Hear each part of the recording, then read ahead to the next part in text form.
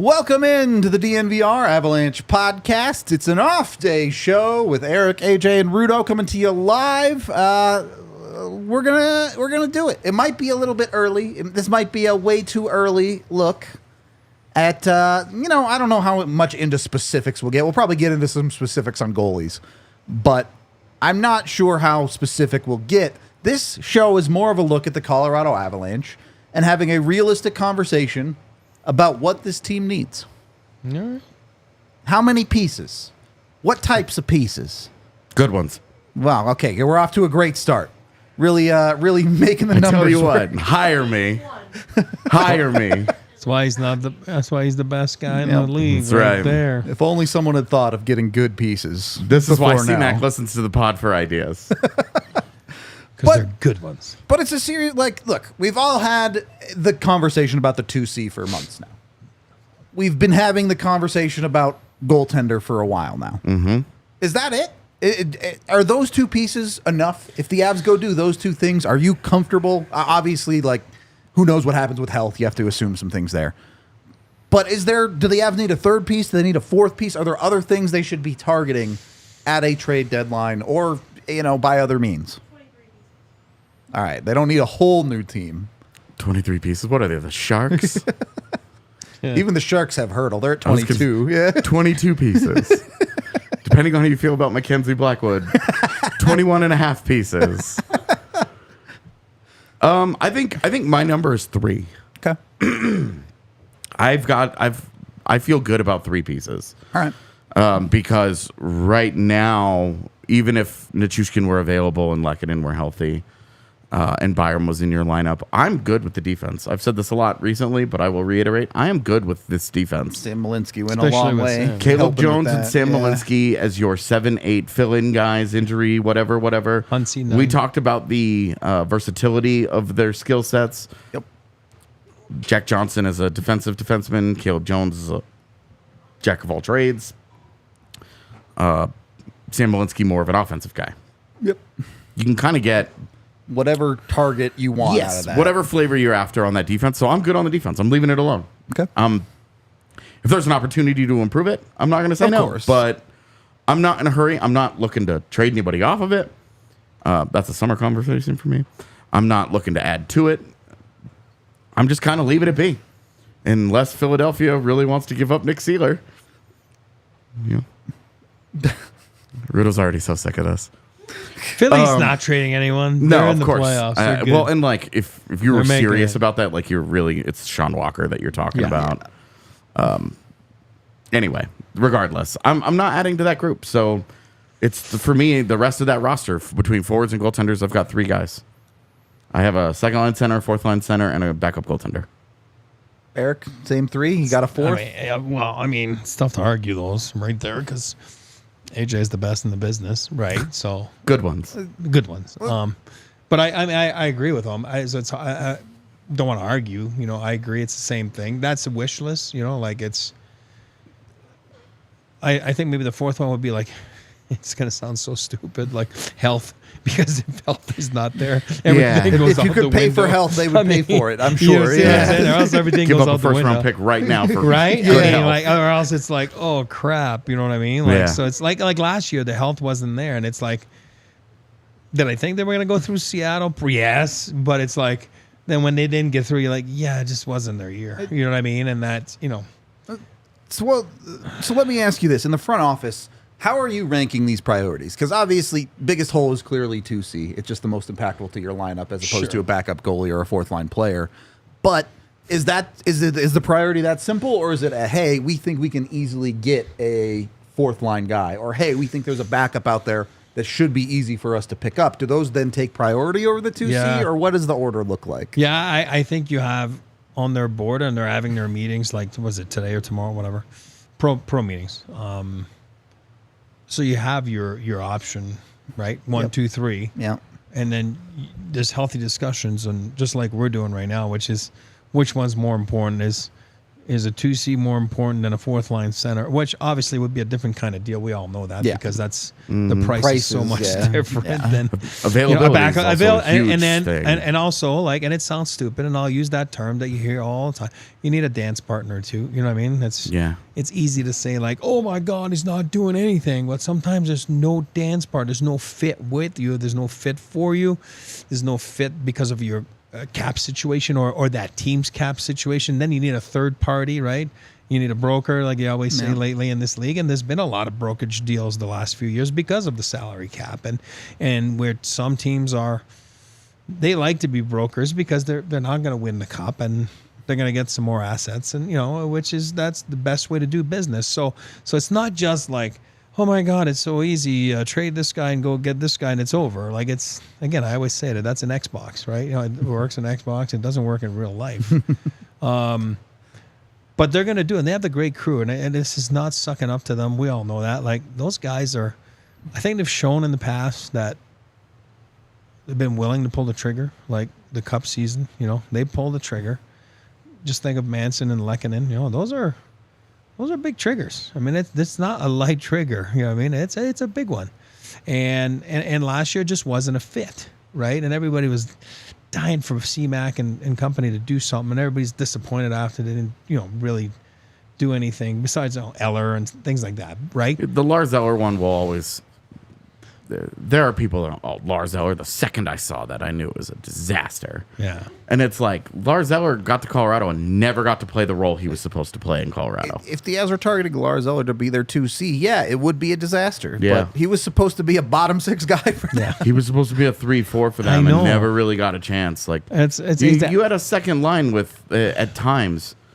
In a playoff series, you had Matt Nieto and Lars Eller playing on your second line. Yeah, rolling out there, and JT Compher between center and wing because he was getting his ass kicked at center so badly. Yeah, they had to move him around a little bit. Like, I know things fell apart for them last year, so we never got to see what they envisioned. And with the Landeskog status, last year is a total fiasco.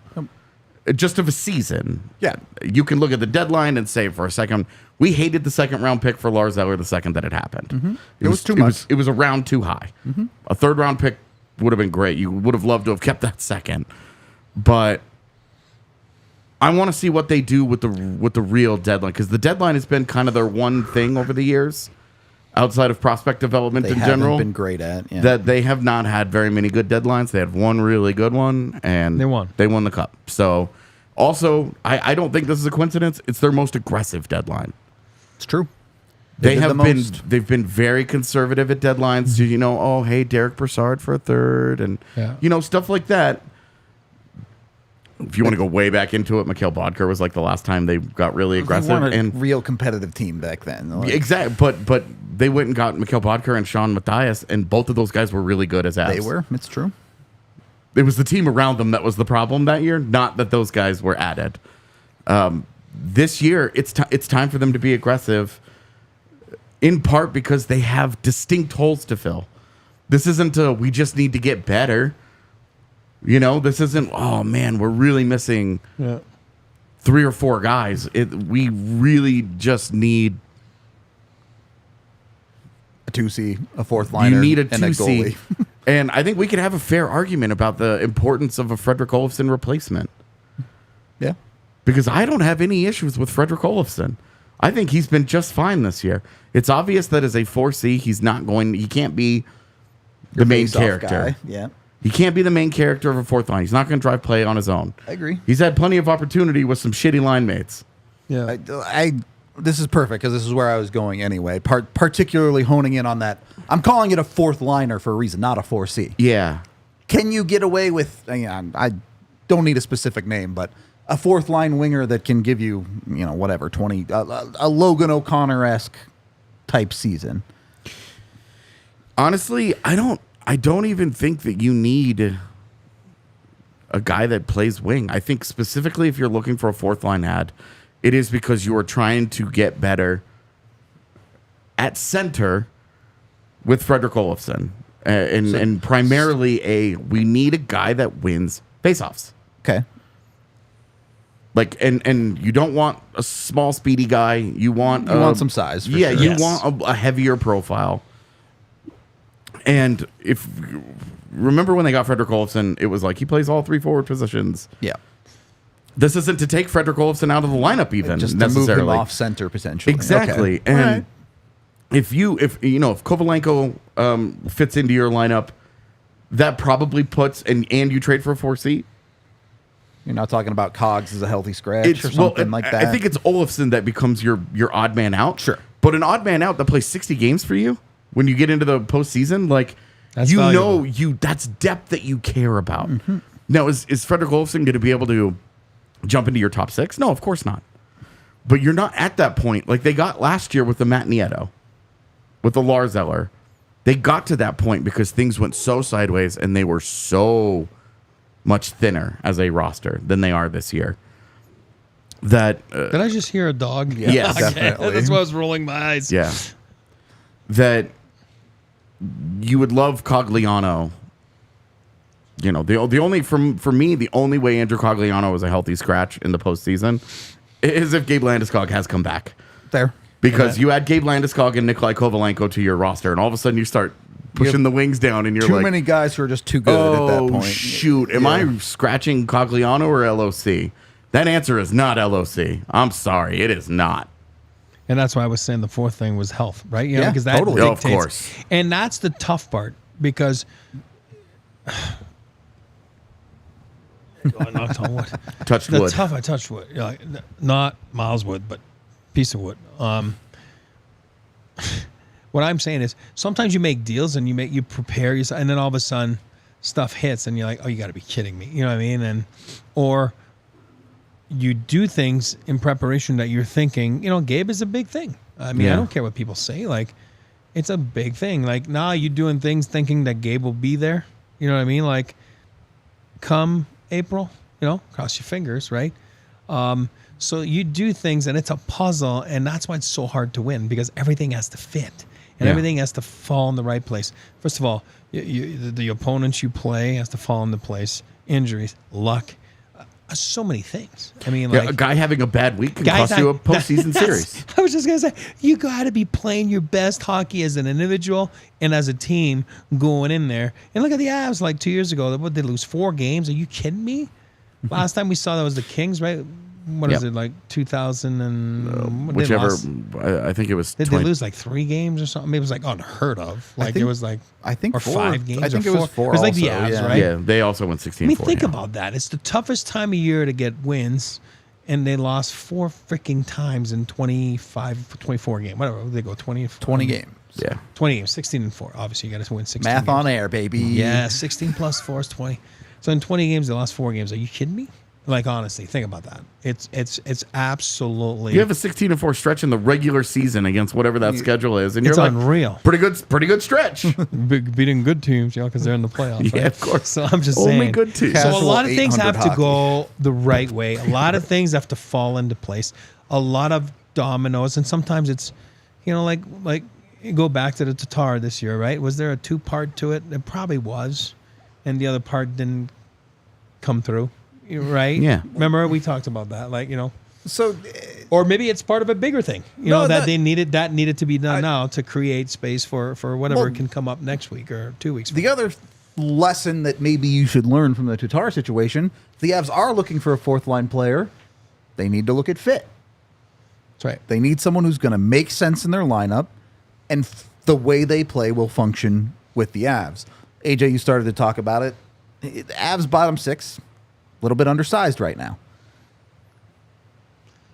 Yeah, it's more like you don't want to go. This is 2 shows in a row I'm going to do this, and this sucks. But like Kiviranta is a not very big guy. He's speedier, Smart. Doesn't play with a ton of skill or physicality, and you can see where he just doesn't fit what they're doing. He's a quadruple A player. It's just what he is. in a different way. And it's again why I'm saying you just don't need another wing, like a strict wing. Yeah. A guy like Olofsson that can do a little bit of all of them, or he's comfortable playing in whatever position, that's fine. But the reason that you would be addressing a fourth line is you want a guy that wins faceoffs, a guy that you could put out there on the PK to win a faceoff.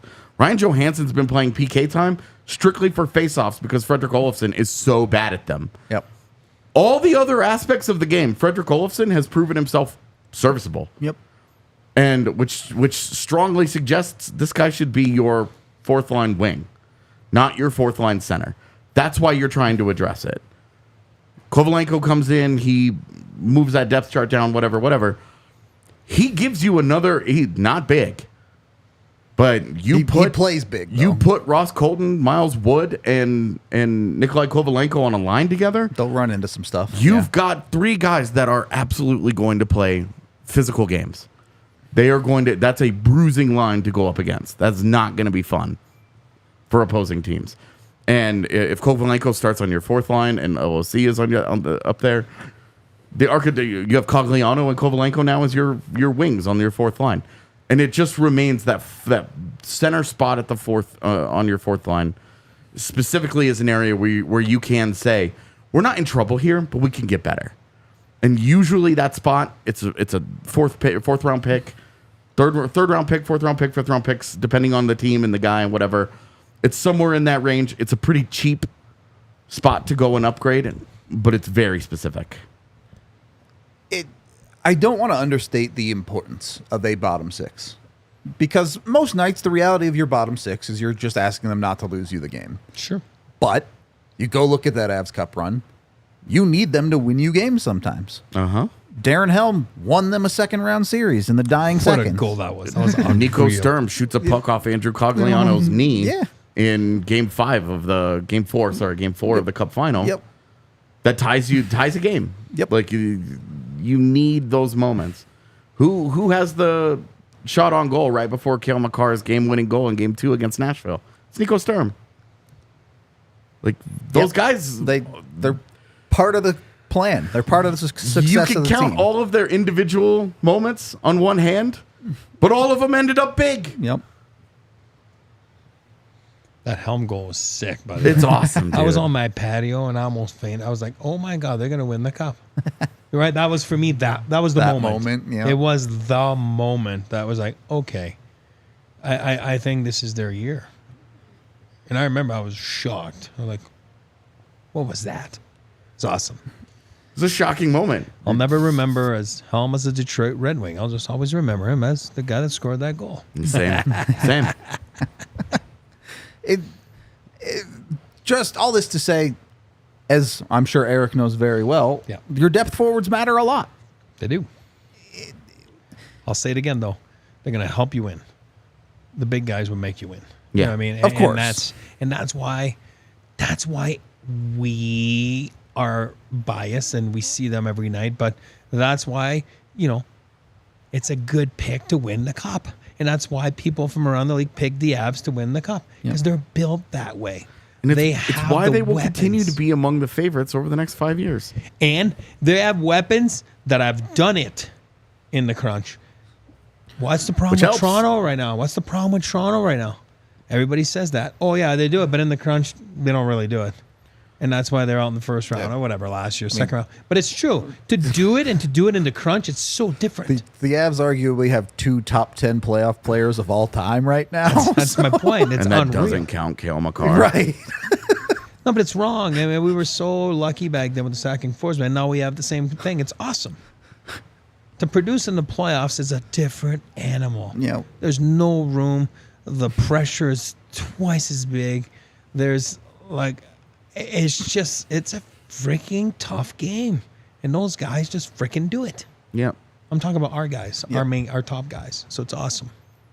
They're pretty good, man. Total sidetrack here, but I just saw it fly by in the chat. What did y'all think of that Jason Dickinson contract? I think 31 teams are going to be talking to agents and saying, you can't bring me anything Chicago related. They are very, very, very obviously overspending on players to get to the floor. Yeah. I have no idea why they have chosen this is how they want to get to the floor, is with mediocre guys that they make untradeable by giving them way too much money. Yeah. Jason Dickinson is a fine bottom 6 player. Yep. he is having a giant leap in responsibility and shooting percentage, and you pay him like this is who he is. It's a crazy thing to me. Nick Foligno gets a raise. That's my boy. After already getting wildly overpaid for the year. Yeah, exactly. There's nobody else in the league that would even come close to that number. Yep. And that's no offense to those guys. Those guys have a place in the NHL. But my goodness, that's crazy to me. And I know the CHGO guys are excited because that's a culture thing, and so it's all good. Team that might need some culture. It's a bad way to use cap space when you're in a rebuilding organization. Yeah. What are you doing? You should be the broker. You should be keeping cap space to broker deals, to take bad contracts. Teams want to pay you. Ryan Johansson, for example. Maybe the Avs want to pay the Blackhawks with a pick to use cap space to send that guy there. It's such a... It's only 2 deals, so it's not like they didn't break the bank or anything. Yeah. They'll still have plenty of that space, but it is a really weird... If they, at any point in the next couple of years, want to get competitive, those deals will be ones where they're like, Well, a player like that, and by the way, for people to understand, AJ, Root, and myself, we like him. Dickinson. I mean, we do, right? I mean, he would have been a good fit if he was making half of what he's making. That's my point. That's my point. Is that it's not just, how can I say this? Like, I argued AJ yesterday on the phone on text that it was for 2 years, and he was telling me that it's each year, and I thought it spread out over 2 years because I don't know where he's at this year on his contract, so I'm not making fun of him. He's a good player. Yeah. Right? But if you're on a Stanley Cup contender team, you're not like where he's at in their lineup. So therefore, your production will decrease. And hey, listen, he got a hat trick this year. We're not making fun of anybody. You know what I mean? Like but I think if you're dealing with the Avs, where he wouldn't be at where he's at with the Blackhawks. But yeah, I really thought it was a 2-year deal, like total. You know what I mean? Yeah. So remember I was telling you on text, I'm like, no, it's for 2 years. And you're like, no, that's his AAV. And I'm like, no, I don't think so. And then I'm like, yep, you're right. And I was like, holy crap. Yeah. That is a lot of money. Shocking. Look, to pay him that much, maybe the Chicago gang smoked a little bit of the High Plains strains. All right? Maybe that's what it took to get to that number. I kind of love the concept of the GMs just sitting around hotboxing and signing guys to deals. Calling dudes up like, all right, $4.25. Fired it off to agents like, yo, we really like that guy. How about this? How about Jason Dickinson gets $4 million? His agent's just like, yep, it's done. Yeah, he's Send the papers. He's like, can I get that in blood before you sober back up? Go get your High Plains strains if you live in northern Colorado. They have locations in Log Lane Village, Garden City, and Sedgwick. Anywhere up there, High Plains Strains is the dispensary for you. They have a bunch of amazing great deals when you use code DNVR online or in store. You can get a full ounce for $80, Veritas 8s for $25, Mammoth cartridges for $15, and Exquisite Extracts 4 for $40. Whatever type of, can you call it weed when it's like a gummy? Is that allowed? I don't know the weed terminology. Weedish. Yeah, Tiff would know. Weed byproduct, whatever it is, go get it with High Plains strains. They have all of the good stuff. I think that contract was the weed byproduct. Yeah, that's fair. Go get it. Go check out highplainstrains.com if you want to see their full online ordering menu and use that DNVR code. And then, if you want to make Jason Dickinson money, get with Bet365. Use the DNVR 365 code. Go on there, put in $10. You get $150 in bonus bets, and take a screenshot of your account, send it over to promo@thednvr.com. You get a DNVR shirt for free. We'll send you a coupon. You can pick whatever DNVR shirt you want. I mean, that's worth as much as a contract, right? At that point, our shirts are that good. Mm-hmm. Yeah, that was funny. I enjoyed that video quite a bit. That guy had the exact reaction that I would have if I just looked over and LeBron James was sitting next to me. That was funny. Yeah. Go get yourself in with Bet365. Tons of stuff you can bet on, whether it's Nathan McKinnon winning the Hart or the Avs to win their next game or lose their next game. I don't care what you bet on. If you think it's going to make you money, get in on it and get yourself some. Of course, with Bet365, you must be 21 or older, physically located in Colorado. And if you or someone you know has a gambling problem, call or text 1-800-GAMBLER today. Second period of the DNVR Avalanche podcast. Want to get into this goalie conversation here. AJ has a Bet365 Never Ordinary top 5 goalie options. I'm not exactly 100% sure what it is. They're basically backup options, all right, but they're like veteran backup options that can push Georgiev a little bit. Okay. Yeah. All right. I'm ready. Oh, I'm dying. Oh, God. It's the wrong one. It's definitely not Cutter Gauthier. Number 5 was Anthony Stolarz. Okay. This is like a backup. He's a career backup, like he's a real backup. And this is entirely dependent on, he's played really well in Florida, so I don't think Florida has any interest in this. But unless they really want Spencer Knight that's to get the it. thing. Yeah. If Spencer Knight catches fire in the AHL and he starts playing great and they just decide, hey, we can get something for Stolarz and we want to bring Spencer Knight up here, great. So that's why Anthony Stolarz was like I had a really hard time finding what I thought was a realistic 5th option. That's a good fit. Because Elvis Merzlikins is that guy makes way too much money. He can't be your backup. He's going to hate this if he were to come here. But that's why he wants out of Columbus, because he says he's not a backup. Right, exactly. And that's why Georgiev wanted out of New York also. I'm not a and backup, you don't want those two guys. That's mixing where they're both like, I'm not the backup. I'm the starter. I'm the starter. I'm the starter. We've already seen Georgiev will slash his teammates, so. Yeah. Exactly. So that's why for me, I'm like, no, I'm good on a guy like Merzlikins. So Anthony Stolarz was it. More looking at stability there than I think some of the stuff we're going to get into with intangible. Yeah, and just like Stolarz is like that's again of the guys on this list, like that's a guy that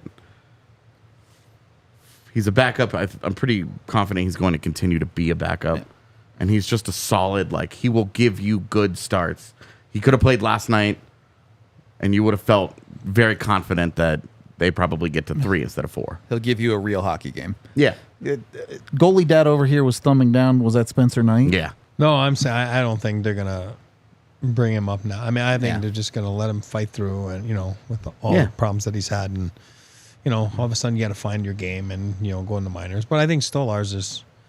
Yeah, you're right. I don't think they're letting him go, but I really liked him in Anaheim and whatever it was called, San Diego. And this is a guy. He's a good goalie. You're bang on that pick. There's a great pick. Number 4 on this list is the starter in Chicago, so he's probably going to get $8 million, given how this shit is going. But Peter Mrazek's been good, pretty good. Yep, he's Peter Mrazek. Peter Mrazek is like that guy where you're like, if he's healthy. He's more often than not in his career, he's just been sort of good. Yep. He's just not a number 1, right? Yeah, so that's exactly. Why. He's not a guy that you want in net all the time. But in terms of raising the floor of your backup position, I think he accomplishes that. Oh, yeah. He'd probably be more expensive just because he is starting in Chicago. He's making decent money. And he could just be like, why would I want to go be a backup in Colorado when I could just stay here, make double the money, and just keep rolling. I'm getting lit up every night, but it's job security, and I'm in the NHL. Be interesting to see what they do. His name keeps popping up everywhere. Yeah, he's a guy that you just kind of wonder about. The one thing, because I think it makes a lot of sense. Obviously, Chicago would probably be willing to part with them. They don't really care. But when you're looking at a backup goalie at that price, I worry about it interfering with potential other moves you're making. Yeah. And this is where the Tatar trade helps a little bit because sure, frees up a little bit of cap. You have a little bit of the cap room to maybe go a little more expensive on the backup goalie, which is something that I did with almost all of these options, by the way. Understandable. I didn't bargain bin hunt on this one. I did not go for the as Chad has mentioned, no Alex line. If you're bargain bin hunting, just play Anderson, right? Exactly how I feel about it. And if you play Anderson for the next 6 weeks. And it doesn't go well. Then you have that conversation. Yeah, go do whatever you want to. Yeah. So Peter Mrazek, I thought it's 4, and then number 3 is a guy that we just saw the other day, Jake Allen. They've got a 3 goaltender situation in Montreal. Sam Montembeault is the guy that they've extended and given more money to. Yeah. So it seems like he's probably the one that you have the most confidence that he's going to stick. And I think there'll be a lot of suitors after him. And when it comes to Caden Primo, why? That doesn't accomplish what you're after. Same thing. Yeah, it doesn't accomplish what you're after. So Jake Allen is a guy that's... I feel similarly about Peter Mrazek and Jake Allen. Jake Allen has more starting experience. Yeah. And I think Jake Allen is the better goalie and probably has had the better career. But Jake Allen is like, that's your backup. You feel in a playoff series, you feel pretty good about it. Oh, yeah. Ignoring contracts, ignoring context of those 3. Yeah. Who you taking? Stolarz, Allen, and Mrazek. I go Jake Allen. Okay. All right. Same. Me Sticking too. with the list. All right. And again, he's All not right. overtaking Georgiev. No, Georgiev, as a backup. Good person, good pro, good goalie. And, just was a number 1 for a bit, right? Hey, we tried hard back then to go get him, just FYI for people to know. You're talking about a dozen years ago. It didn't work, try to get him out of St. Louis, and they wanted the moon for it. We gave them, like, the sun, and they wanted the moon, and, it just didn't work out, but... Imagine wanting an entire solar system of assets for crazy. Jake Allen. Yeah. Depends on the day. He's a good person, good goalie. He's a good prospect back then, but my gosh. Been a number 1, maybe not a number 1 anymore, and I think but he'd be a great guy. He was to go on a playoff run. Never quite consistent enough to be a number 1. That's my point. Right? Maybe it wasn't, but he's a good goalie. Like and in the postseason, you're talking about Georgiev either shits the bed or gets hurt. And that's your guy. With I feel Jake really Allen, good. You're feeling about it where do you I guess I would ask, my follow-up question would be, do you almost wonder, is he too good?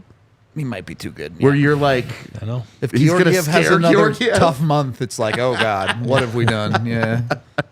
But someone's going to take him. I mean, he'll move. He's oh gonna yeah, be he's going to be a guy. I mean, if you're the Kings, 100%.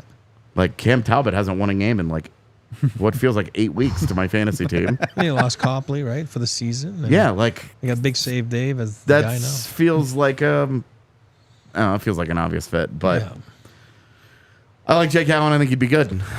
All right, number 2 is another backup and a guy that goalie people just absolutely go crazy for. I don't get it. His numbers are kind of just blah. Every time I've watched him, I'm like, yeah, he's okay. But people love Kevin Lankinen.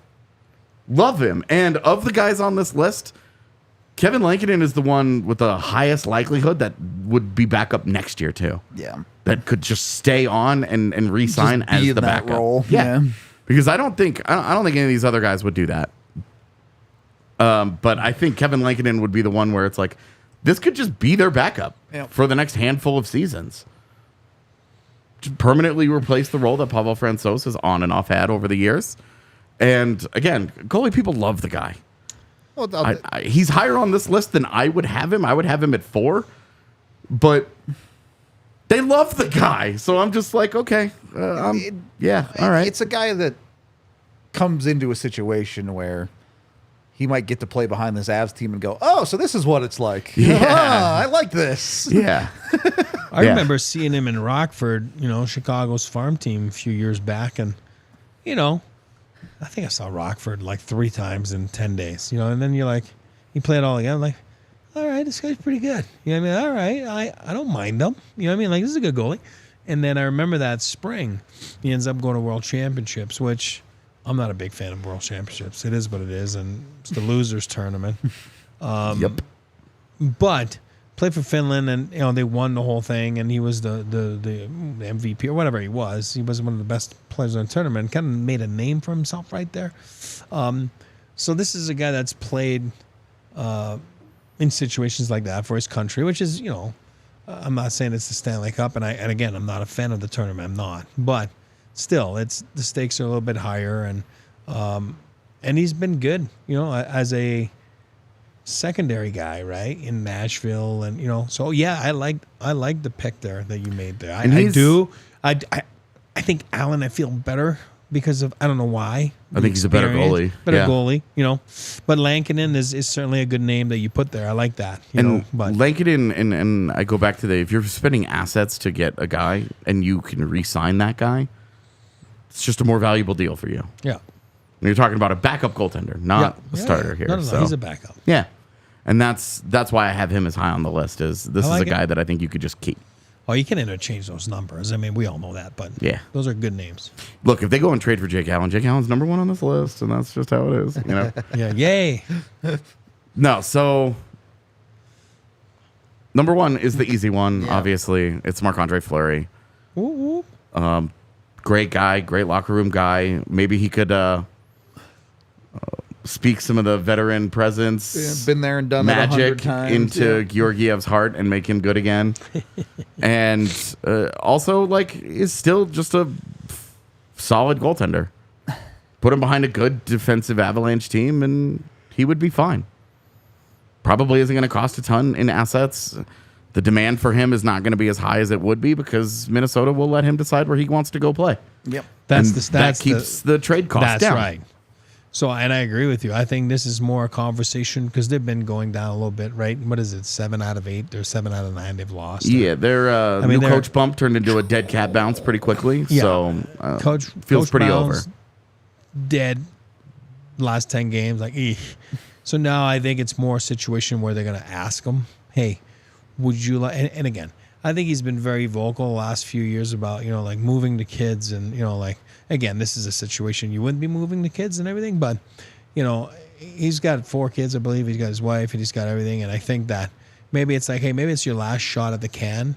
Would you like to go to a place like Colorado? You know what I mean? Where, hey, you might not be the guy, but you might be called upon for a few games, or you might become the guy. Who knows? Yeah. But do you think that's a good fit for you to go have a little bit of a run there for the next 2 to 3 months, right? And then fit-wise, it's a great fit. Locker room-wise, it's outstanding. And then you feel a little better going in the playoffs, Avs-wise, with, Georgiev and Fleury. You're like, whew, all right, I feel pretty good.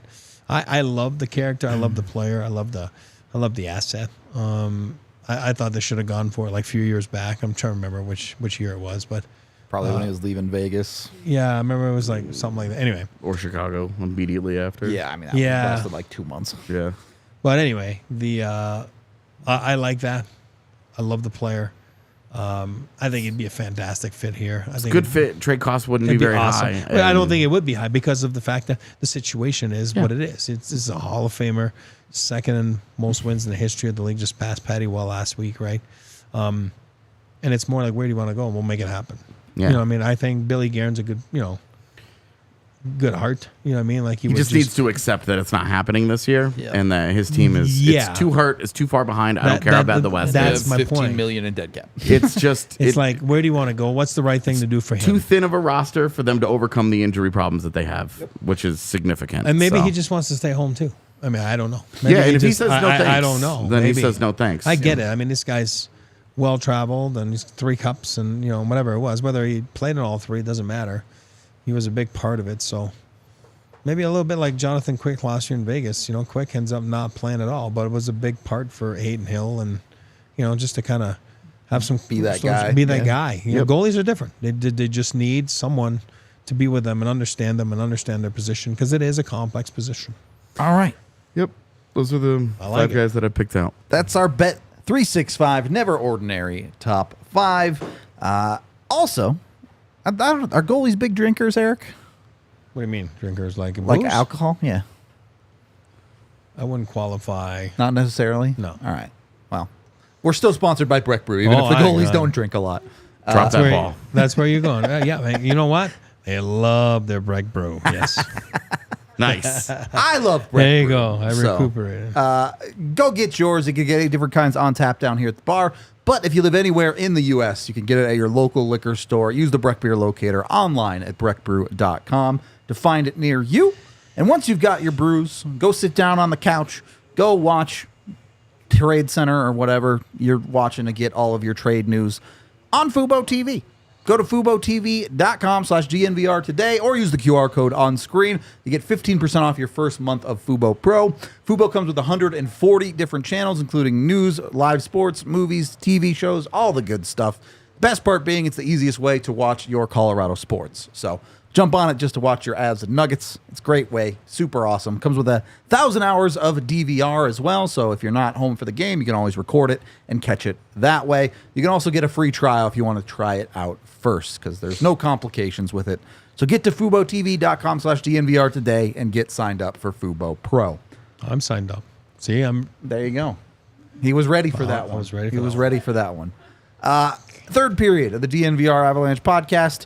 A name I saw the chat thrown around that was not on your list, AJ. Vehmelka, out of Arizona. Yep. Is there a reason he didn't make the list? Do you think Arizona's just not interested in moving him? Where are you at with it? Yeah, and I don't think he's very good. Fair. I guess is where That's I fair. am with it. Yeah, I guess that's really just what it is. I don't think he's very Just good. not good man. enough to make your top five. It's good enough. Yeah, I really like. I'm more comfortable getting like a true backup if in the mold of a Stolarz, Sure.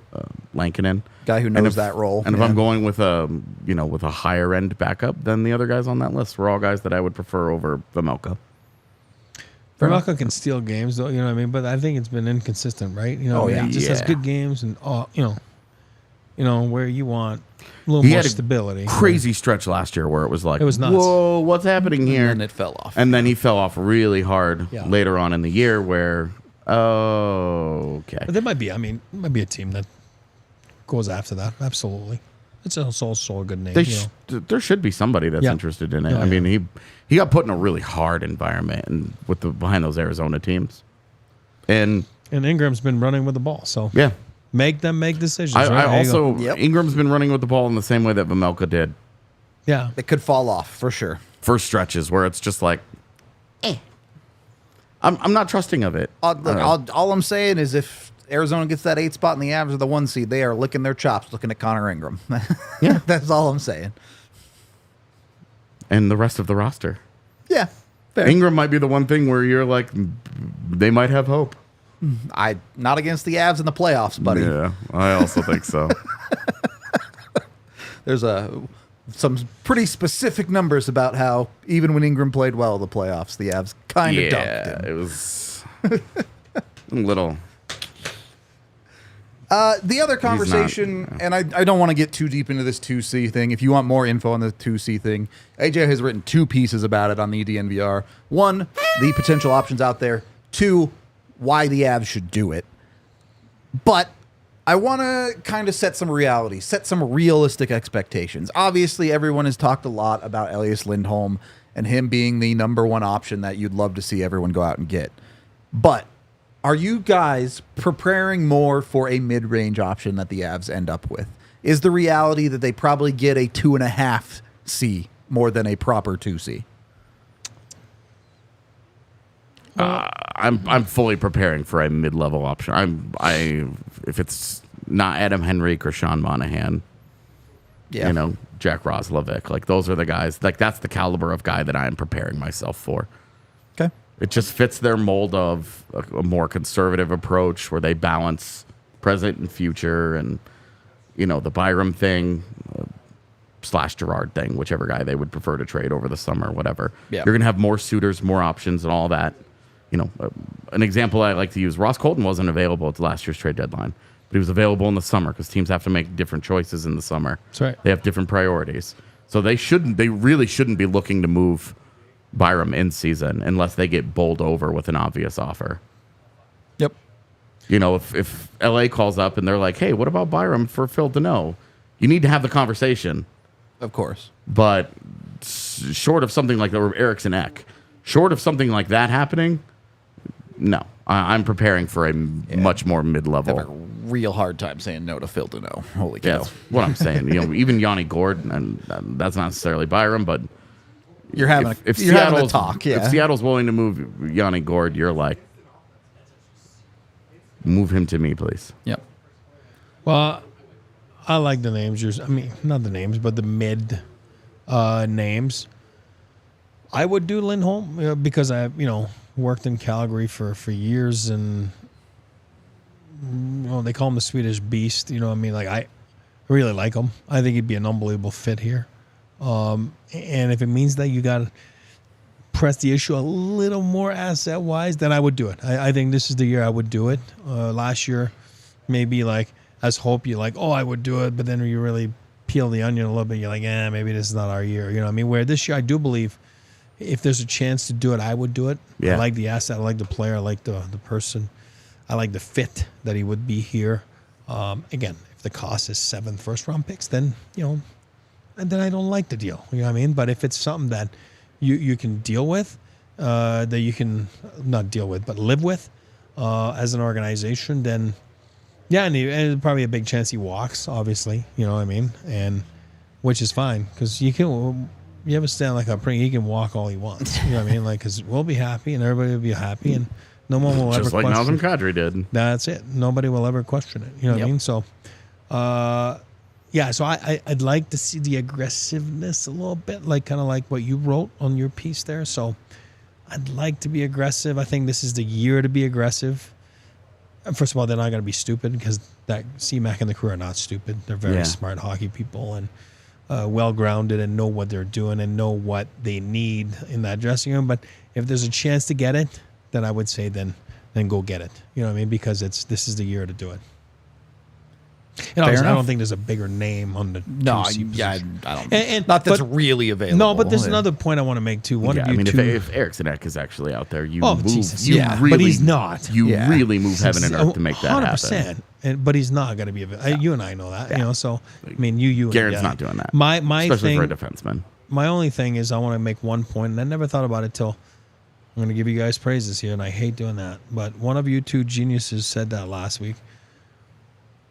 The 2C is not such a big problem when you look at their back end, right? I don't remember who said it. It was one of the two. But I think we all agree. But it's a great point because they showed the graphs again yesterday, like the graphics. That's Avs are second, I think, most goal, whatever. And Montreal's first, which is shocking, if points or goals by defensemen. Yeah. I don't remember if it was points or goals. But so it does soften the burden a little bit of a 2C that's, imperfect situation, so I do like that point, and maybe they like that point too. Maybe they want to use their assets to get something else done, right? Or maybe you can do it all of what the wish list is. But I think we'll have to wait and see. But I do believe they'll be aggressive, and I do believe that they'll be able to get something done. So what you're to solidify the roster. So you're telling me that if they go get a mid-range 2C, it would not be Buns? We're learning language. Buns. Depends on the 2C. Yeah, fair enough. Fair enough. It's all about a fit, right? So we shall see. But I like the Buns comment. All right. Well, keep your eyes out there for anything sus, fam, when it comes to the trade wire. Sus. That's all I really wanted to cover today. Any final thoughts you guys wanted to touch on here? No. So we got 5:00 tomorrow. We got Boston. Yeah. Should be a fun rematch from last week, right? That was a fun game last week. Should be. So I don't think battle. Doesn't sound like Lehkonen or Byron or anything. Yeah, back. don't think so. Only Woody from obviously that was back last game, but and it's Uphill 1 battle. day's race and 1 day's rest, so they'll be all right. So should be a good game tomorrow. Looking forward to it. Join us for that one, pregame, postgame. I don't think there will be. I think the Nuggets do play, so I'm not sure about watch along, but. We appreciate all y'all hanging out with us. If you have been bunsed, make sure you call Bacchus and Shanker at 222-2222 today. Any situation where you've been injured and are not at fault, even if it is mental anguish from trying to learn the Zoomer language, Bacchus and Shanker has your back. Go to coloradolaw.net. They'll give you a free consultation. Whether it's a car accident, you've been injured at work, whatever it might be. If you have a case, you pay nothing up front. They don't get paid until you get paid over at Bacchus and Shanker. So get with them. They've won over $1 billion for their clients here in Colorado over the very long time they've been doing it. Bacchus and Shanker wins. Hopefully the Avs win tomorrow. We'll be there talking about it. We hope to see you there. Like and subscribe here on YouTube. Give us a review on Spotify if you really like us. We'll see you later. the mayor.